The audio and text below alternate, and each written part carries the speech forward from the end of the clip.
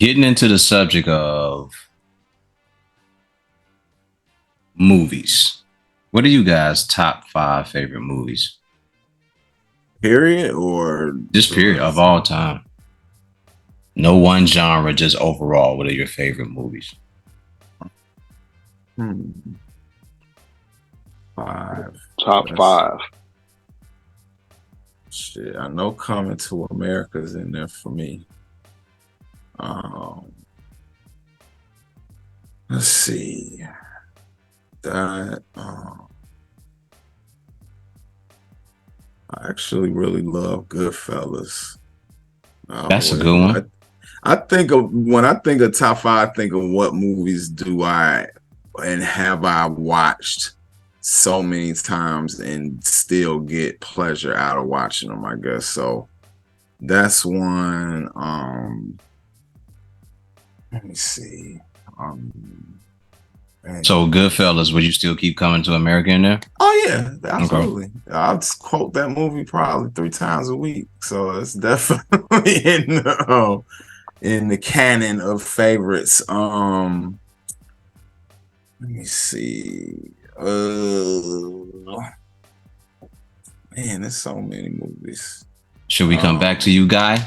I got three, so maybe after this one, Enter the Dragon. So Enter the Dragon. Oh shit. Okay.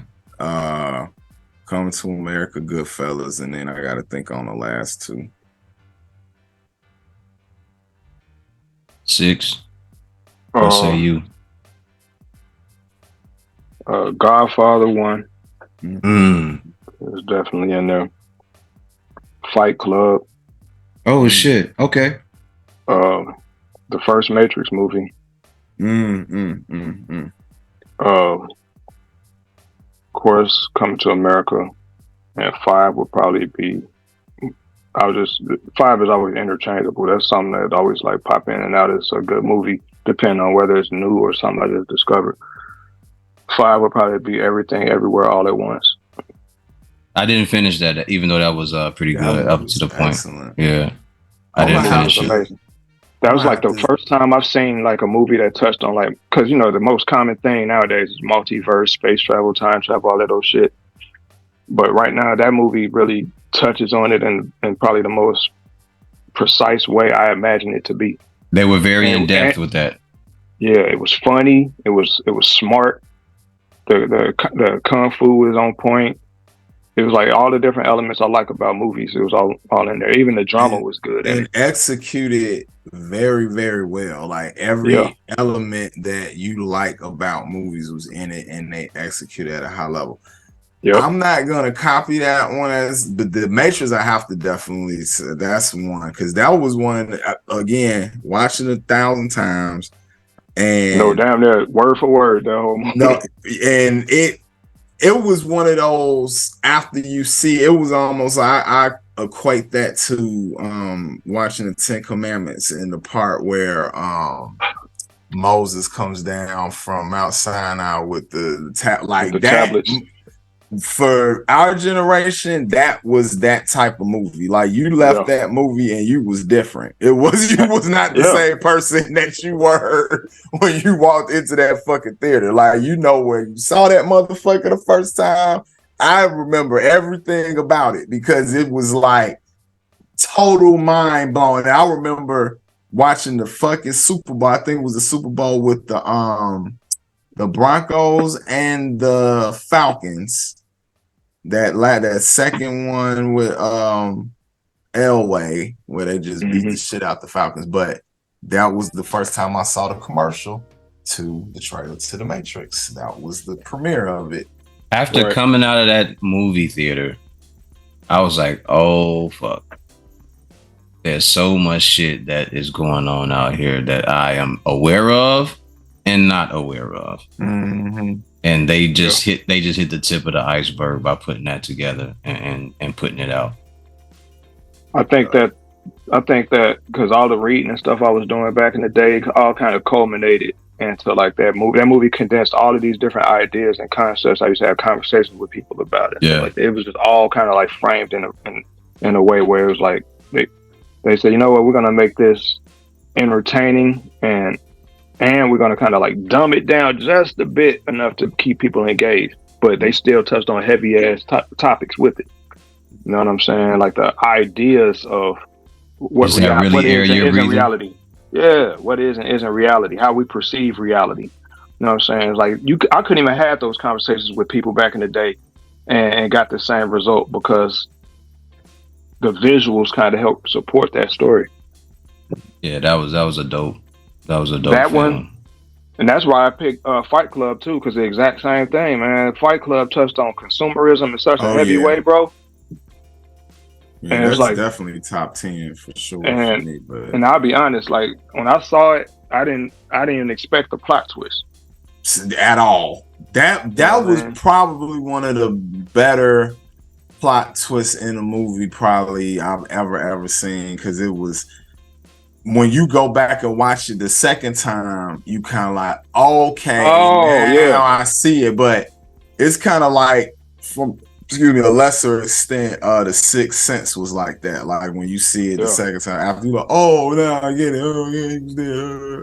But Fight Club, that was deeper. That was just, M. Night Shyamalan just do little shallow things like that. But that was Fight Club was definitely deep. Yeah, Fight Club dug deep. They really went to like places where it's like it was like ground level man shit, like things that men always consider silently. Yes, there's whole conversations that men think about all the time.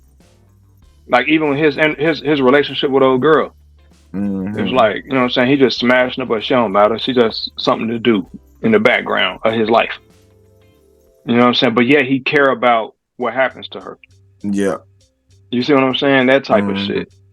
How he invested all this time and energy into his life up until a certain point where he had that breaking point, and then it dawned on him, damn, I don't even remember last night, because everything started blurring together. Yeah, you know what I'm saying? That was dope as hell to me.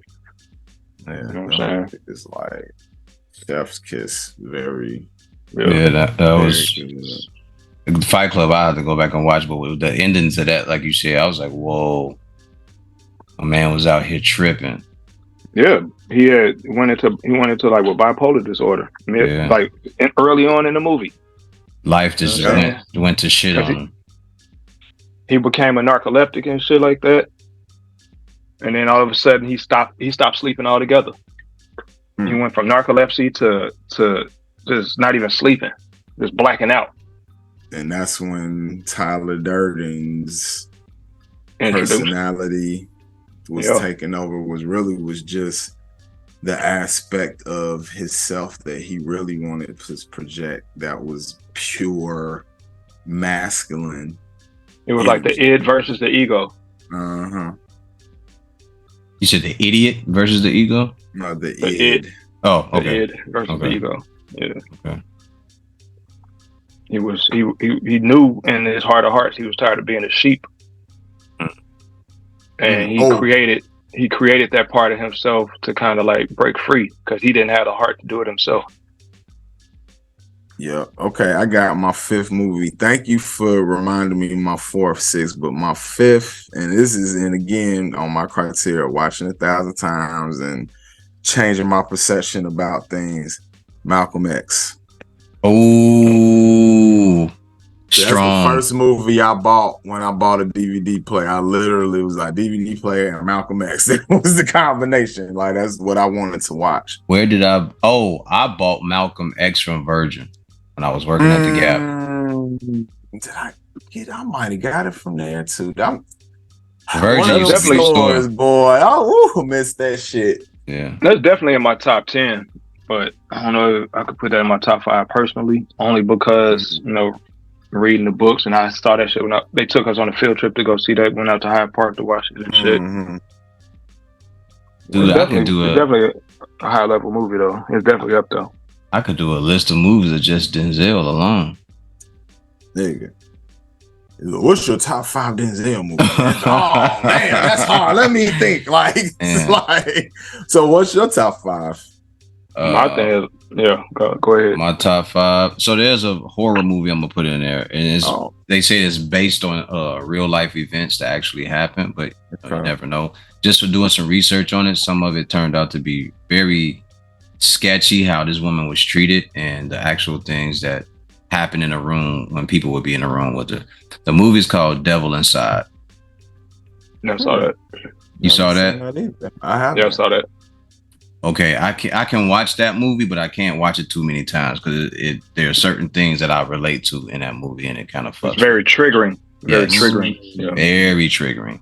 To anybody that's listening, if you are a religious person, that is not a movie that you want to play around with because it may bother you. I was gonna say fuck with you, even though I just said it now, but that is a movie that will trigger you on all aspects because it plays what the movie does is it plays on the people that are around you and the things that can trigger you that can get you to act out in ways that you should not act out.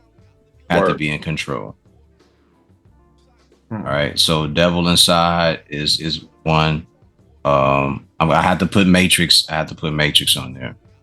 I'm considering. Fuck it. I'll just say Gladiator.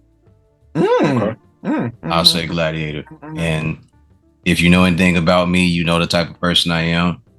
You know some of the stuff that I've been through and the type of people I want to be away from and stay out the way of. So I'll put Gladiator on there.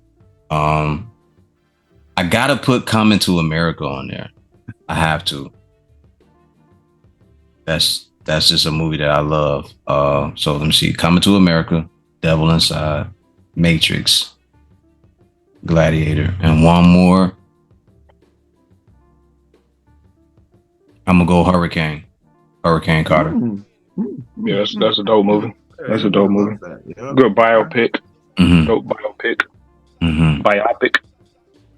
Hurricane Carter. For those who have never seen that movie, it's about a guy. I think his name was Ruben Patterson from New Jersey. He was a former boxer, and throughout the course of his life, because of racism and shitty people, he could never catch a good break. So for part of his life, this guy kept trying to track him down and have him involved in murders and shit that never had nothing to do with him. Away from that, he gets into boxing. If you go back and look at Ruben, I think his name was Ruben Patterson. His record, he had losses, of course. If you're boxing, someone has to lose. That's not the point. But he was a vicious dude when it came to boxing. It came time to win a certain fight or a championship. He beat this guy Black and Blue, and they still gave the other guy the fight. So it just picks up from there, and he goes through all these different things. But it's a good film. It's a good cinema piece to me. So is that 5? Good. Yep, that's one of Denzel's best right there. Going back to the Denzel, it's hard to even choose any of his movies, like to narrow it down to 5 out of his whole catalog. But it sounds to me we will have an amazing link up movie night because everybody picked dope ass movies. Yeah. And one of the phrases he had on there was very telling to me. It always stuck with me from Denzel in that movie. He said, "Hate put us in jail, but love is what's going to break us out." And you can apply that to so many areas of life, wherever you are at the present time, whatever you're going through. You may be in a bondage situation, mentally or with family, but if it's out of hate, love, if you change the trajectory of where you are, love can change all that. Yeah. What was you about to say, 6? I was about to say, Coming to America and Matrix would definitely be on spin. Oh man, absolutely. And it's funny because they so far apart as far as what they are, but then at the same time, I don't know, maybe it's some overlapping themes in both of those, even though they're in different genres. If you really think about it, just Coming to America and Matrix. Well, just from a standpoint of like, those are the movies that all three of us picked in common. But just think about the themes of or the plot of Coming to America, and then think of the plot of the Matrix. Certain aspects, like Hakeem don't want the fakeness of somebody being basically bred and trained to be his wife. He want the real. He want authenticity. Somebody who really wants to be there. Exactly. Right. And what's Neo? I'm living in this fake world. I know something ain't right. Feel right. Yeah. I know something ain't right. It's in that. Actually, this putting chills on my heart because it's funny that we all picked them movies and it's really similar aspects, even though they're in completely different genres, different races. I think all of that. I think it kind of speaks to the subconscious though, because we all kind of view our realities in a particular way. And when we can identify with what these differences are, then we kind of start leaning more towards trying to find the truth. And a lot of those movies are about the truth. Yep. Wow. Interesting. Okay, 6. Okay, broke it all the way down. Because this now I'm thinking about it like even Goodfellas. What's the common thing? The truth will set you free. Because this happened at the end. Yeah. All the bullshit came to the light. Yep. He eventually said, "You know what? Fuck this. I can't keep living like this." Yep.